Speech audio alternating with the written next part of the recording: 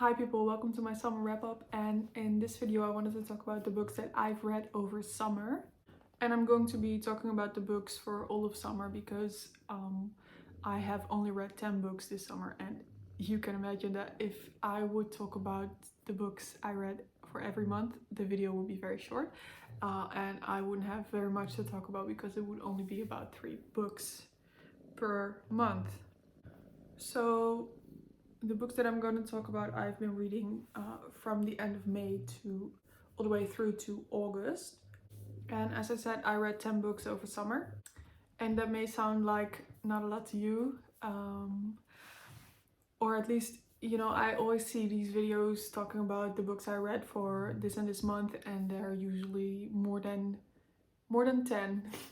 Usually they're in the double digits. And well, usually it's less than 20, but it's more than 10. And so I've read 10 books over the entirety of summer, and it's because I'm a very slow reader. And maybe you know this by now because of the previous videos that I have uploaded, but I do not read quickly. So yeah, for me 10 books over summer is quite a lot. I usually read only about 2 books a month, if that. So I'm very proud of myself that I have actually been able to read 10 books this summer. And I'm hoping that talking about the books that I've read over summer will make me more excited to read more, and hopefully make me want to read a lot in September, because I have set an quite extensive TBR for me for September. So, and because fall's around the corner, I feel like, fall is the perfect time for reading, with the rain coming down and just having days inside where you can read. But I also thought before that summer would be the perfect reading season, because you can sit outside and read in the garden or sit on the beach and read there.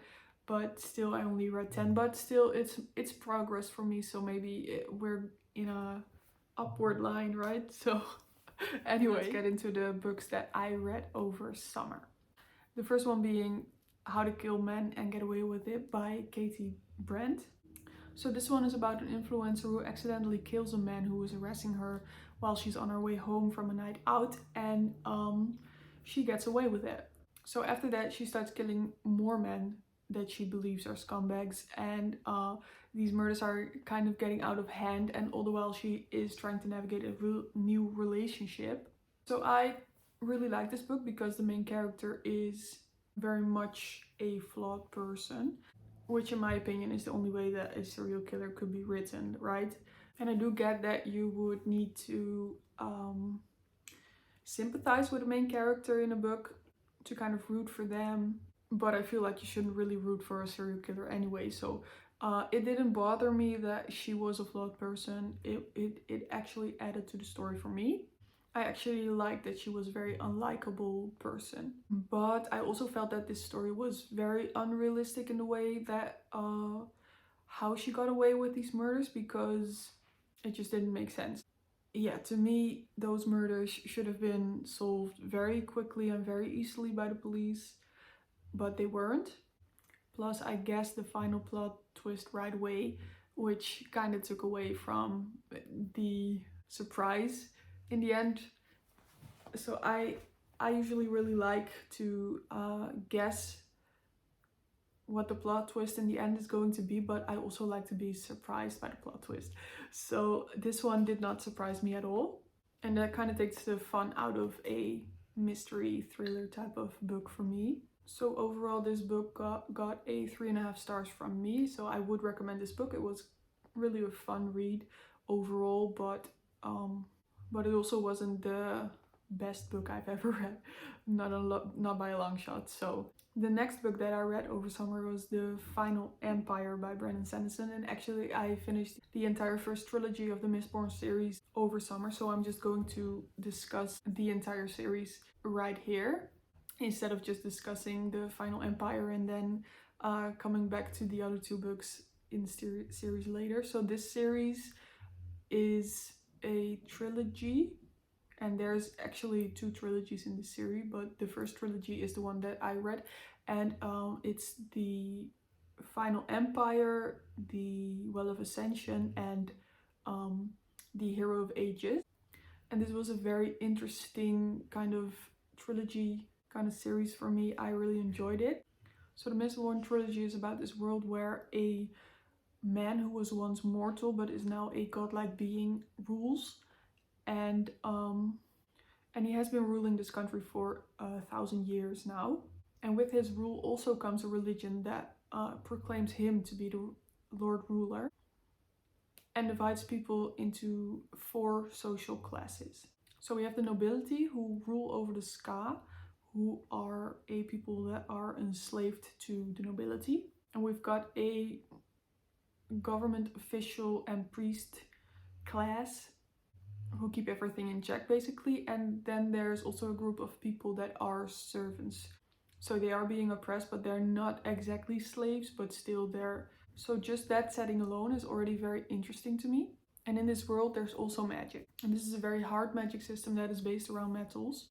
So there's a certain amount of different metals that can be ingested into the body, and then they can give the person a specific kind of power. So each metal has a different power. So for example, if you ingest pewter in this world, you would gain inhumanly strength. But not just anyone can just ingest pewter and have strength. You also have to have the ability already to kind of be able to invoke the metal's power. So it's more like a gift that somebody has. You can either have one of these gifts or you can have all of them. And this is a gift that only the nobility are supposed to have, and not all of the nobility, but certain members of the nobility are supposed to have. And all the other social classes should not have any of these abilities. But of course, since one of the social classes is enslaved to the other, you know what happens. Slave masters rape their slaves. And in that way, people are born that are half nobility and half Ska, and some of these people also have these gifts of metals. And this specific group of people that are half Ska and half nobility live in secret, because if they would be found out, they would be executed. And of course, within this group of people, the magic ability of metals also exists, because it is given from parent to child, because it's a hereditary ability. So in this trilogy, we follow a group of people who are mainly those half Ska, half nobility type of people. And this group of people wants to overthrow the Final Empire, kill the Lord Ruler, and in that way free the Ska people. So in that way, this is kind of a heist book, and the group of people also become a found family, of course. And in these books we follow multiple POVs, and it's a very intricate story that goes very deep into the politics of ruling a country and starting a rebellion and starting wars and planning wars. And it also goes into subjects like friendship and trust, society and class systems, and religion and faith as well. And there's also discussion about mental health. So it's very big themes in these books. And these were very interesting books and I really loved them. But they didn't give me very many emotional reactions to anything. It was kind of a straight flat line emotion-wise. Even though there were very big things happening. So overall I gave the series 4.75 stars. And one thing about these books that I didn't like so much was that the writer Brandon Sanderson really gave really detailed descriptions of the fight scenes, which in the beginning I found very nice and cool to read, but after a while I was getting quite tired of it, because it was all just repeating the same kind of fight scenes, and it just got really boring to me. At some point I was like, yeah, okay, yeah, I get it, we're fighting, let's get on with the actual story, please. But I would really recommend this series though, and I am very curious about the other books that Brandon Sanderson wrote. And I think before I am going to get into the next trilogy in the Mistborn series, I'm going to check out his other work. But moving on to the 5th book that I read this summer, which was Dial A for Aunties by Jessie Q Sutanto. And this was just a really fun and easy read in which we follow Madeline, who again accidentally murders a guy who was harassing her while she's getting home after a date with this guy, by the way. And she doesn't know what to do, and so she puts this guy in the trunk of her car, and she goes home, and there she asks her mom to help her get rid of the body. So she tells her mom what happened, and then her mom actually calls her sisters, so Madeline's aunties, to come and help get rid of the body as well. And the 5 of them get to work. But they fail to get rid of the body in that night.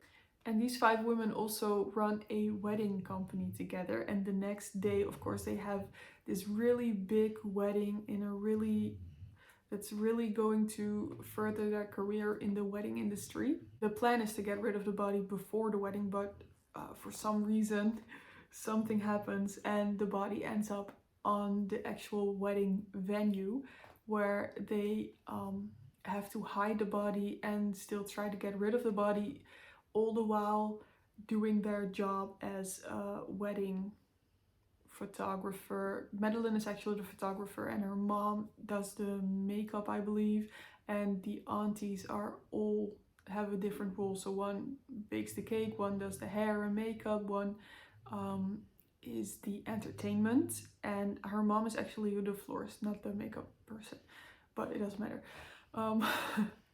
But to make matters worse, Madeline's boyfriend from college is also there, and he actually owns the venue where the wedding is being held.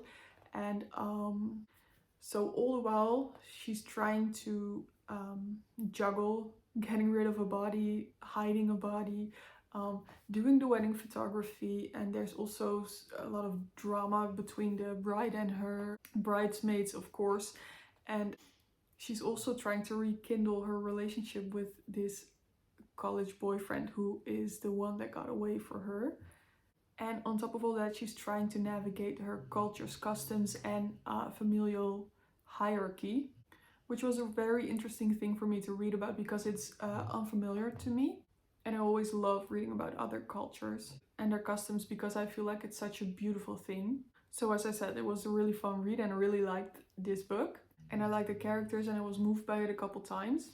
And it wasn't all that serious, even though they were literally dealing with murder. And if I compare this one to the one I read earlier, How to Kill Men and Get Away with It, in that one it was really easy for the main character to just kill someone and then get rid of the body, and there weren't any consequences at all.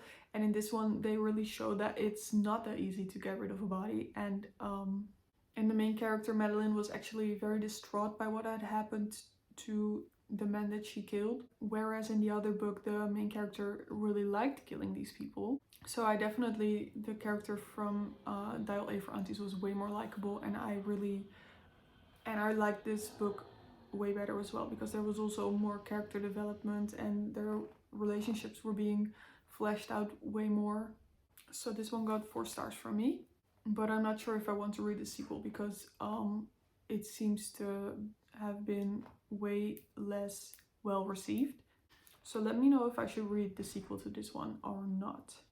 And the next book I read this summer was Normal People by Sally Rooney, and this one was in my bookcase for a very long time and I finally picked it up, and I'm not very sure how to feel about this one, but I gave it a 4.5 stars, so I guess I did like it quite a lot. But it's quite a dark story and it's slightly disturbing. And this one follows 2 people from high school to about graduating college. It follows Marianne and Connell, who live in a small town somewhere in England. And Connell is popular in school and Marianne is not. She doesn't have any friends and she's seen as being weird, but it's quite clear that she just doesn't have a great home situation. But you know, kids are cruel.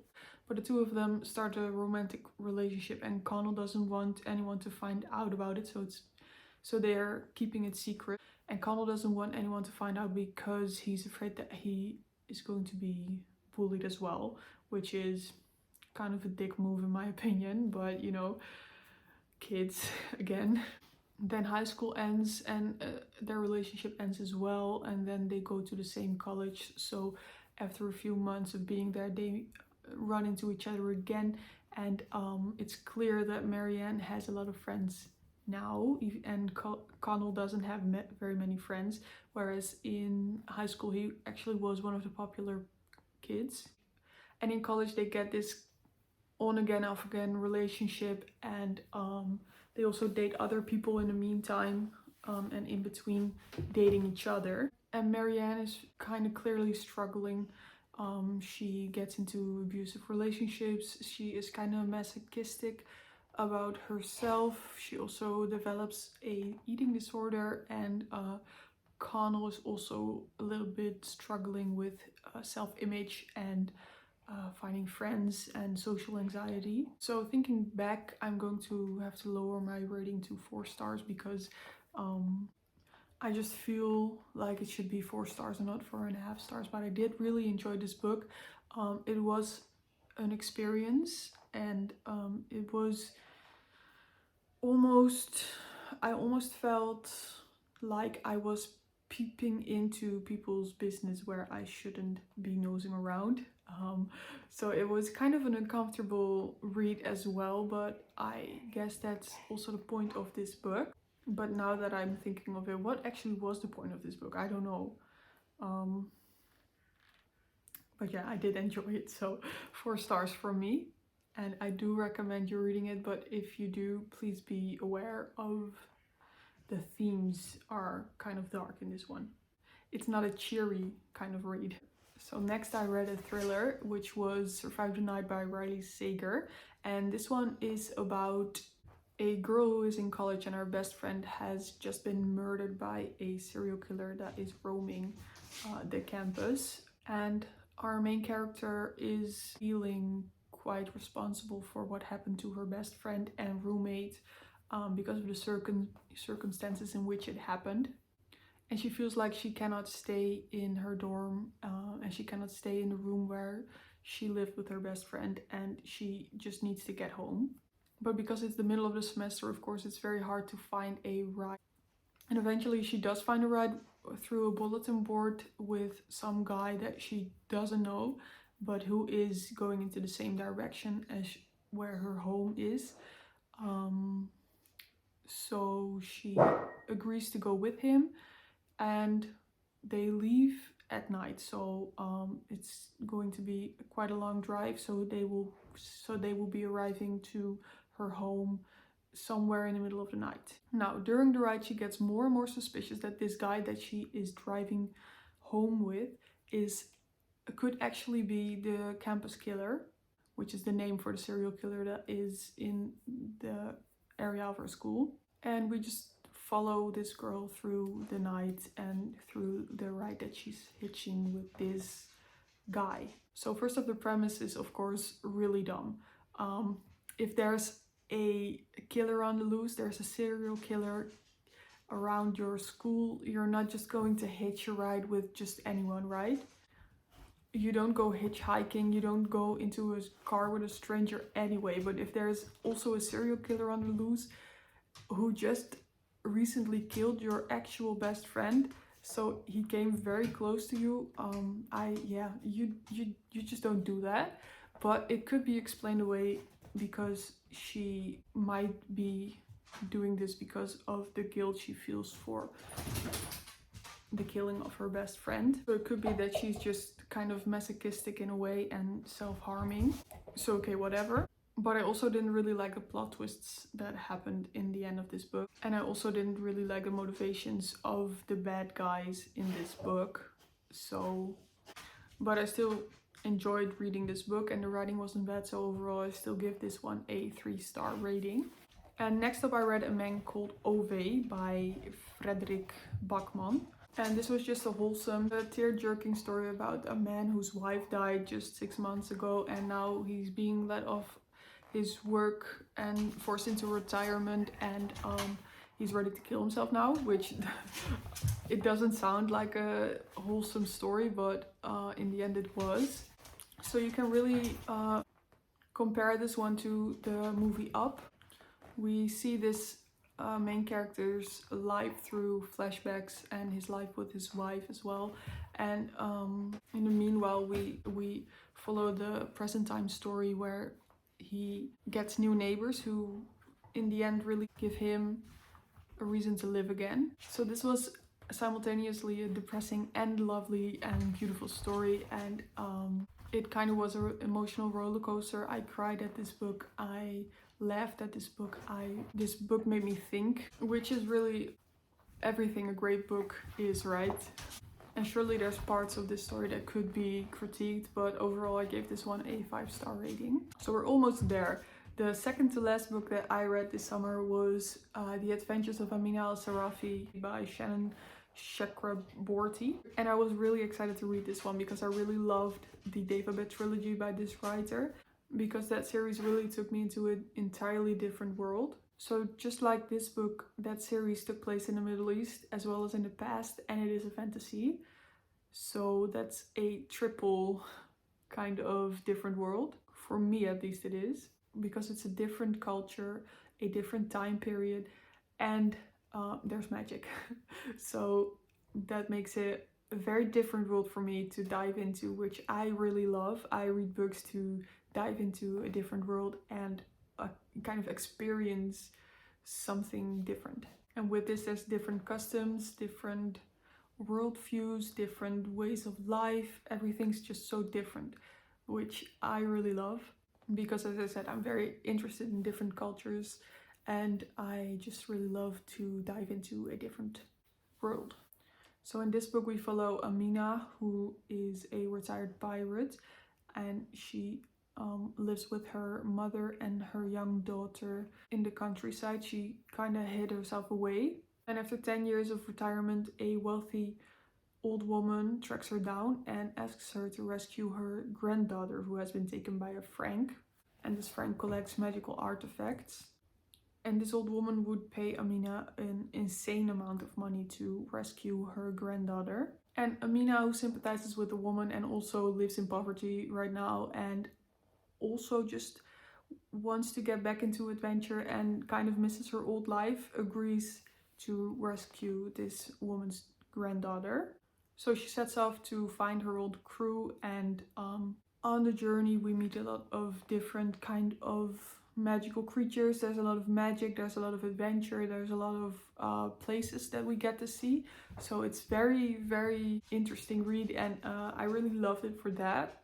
But it didn't take me into a different world as much as the Daevabad trilogy did, because there was more of the modern westernized kind of thinking in this book. So it was kind of like it was a Netflix adaptation of the Daevabad trilogy. But this one didn't take me as much into a different world as the Daevabad trilogy did, because there was a lot of more of modern and westernized values in this one, as opposed to the other trilogy that she did. So it kind of felt like a Netflix adaptation of her first series, because we do come across the same kind of creatures in this book, but yeah, the values were just very different, which is fine. I still enjoyed it a lot, but it didn't take me as much into the other world as the other books of this writer did. So I still gave this book a 4-star rating, because I did really enjoy it, but and I probably just had too high of expectations for this book. So let's get into the last book I read this summer, which was Cloud Cuckoo Land by Anthony Dower. This was a great story and I really enjoyed reading this one. So it was a really good summer for me reading wise. Though to be fair, I didn't read many books that I didn't enjoy in my lifetime. So it's very easy for a book to impress me, I guess. Anyway, this one is in essence about the joy of reading, which is very fitting, and the healing power of stories. So in this book there are 3 main storylines. One follows 2 people in the 16th century Constantinople, and one lives in Constantinople and one is in the army trying to overthrow Constantinople. And the second storyline follows 2 people in present-day Ohio, and it really centers around a library in a small town in Ohio, and it follows 2 people from childhood to present day, and in the present day one of them is a little over 80 years old and the other one is a teenager. And the third storyline takes place in the future, and it follows one girl who is born onto a spaceship that is on a mission to find another Earth-type planet. So she is out of our solar system. And in the end, these three stories all connect with each other. And from the beginning, you can really see the similarities between them because all of them are kind of living miserable lives and are finding joy in reading. And especially this one story comes up a lot and is really guiding these people through their lives, which is called Cloud Cuckoo Land. And this story is about a man that is trying to find a better life in a city in the clouds where everything is good and just and beautiful. So this again is a depressing but lovely and beautiful story about the joy of reading, but also about the love that you feel for a place that you can call home, and kind of the homesickness to that place. And I would really recommend this one to everyone. And this was a 5-star read for me as well. And with that, we wrap up my summer wrap up. It was really a good summer reading wise. I read more than I usually do, and all the books that I read I really enjoyed. And there's even some 5-star ratings within these books, so very good reading season for me. I hope you enjoyed watching my video, and I would really like to know what your favorite book of the summer was. I think mine was Cloud Cuckoo Land, and I thankfully squeezed that one in the end of my reading season. So please like and subscribe if you like my videos and you would like to see more from me. And with that, see you in the next one. Bye!